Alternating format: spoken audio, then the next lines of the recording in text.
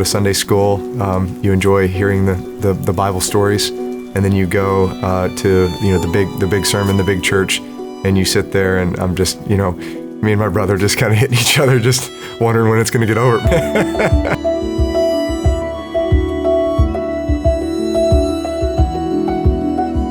The second to last game of the season, third round of the playoffs, I was the starting quarterback. I suffered a torn ACL in my knee.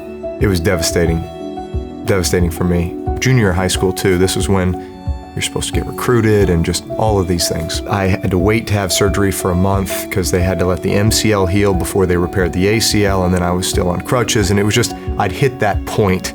I had seen friends have that injury and never come back quite the same, so what I thought was just gonna be my life, sports, I felt like was being stripped away from me. And I remember sitting in church on my 17th birthday and sitting in that same pew where my brother and I used to just goof around and never pay attention. And for some reason that day it was different. And I was locked in on the pastor as he was sitting there talking about how the Lord was looking for a few good men to carry on his kingdom, to spread his word and to live the life that he had planned for them. And that spoke to me. And it was at that moment that I accepted Jesus Christ into my heart and knew that there was something that was bigger planned for me than just sports.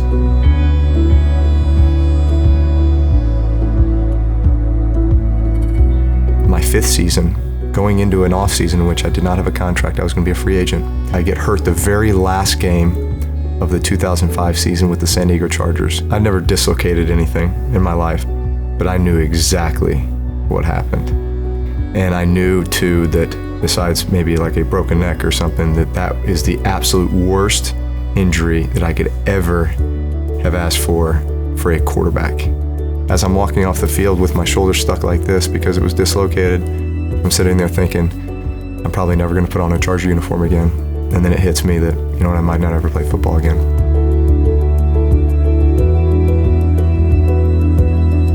A few short months later, my wife and I were taking a visit to New Orleans, who was 6 months post-Katrina, and we're just looking at the sheer devastation and just saying, I'm not going to trust what I see with my eyes here because my eyes are telling me not to come here. And yet my heart, my soul, the Lord is telling me that this is our calling. It's not about just coming to play football and be a part of the resurgence of a football team or an organization, but it's about the resurrection and rebirth of a city, and we can be a part of that.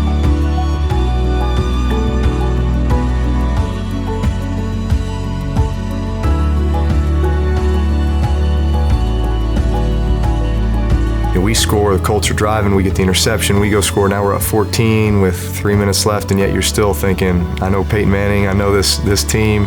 In your mind, you're going through all these scenarios of what you're gonna have to do still, and then we get the ball back to basically take a knee to win the game, and it wasn't until that moment that, all right, we are world champions.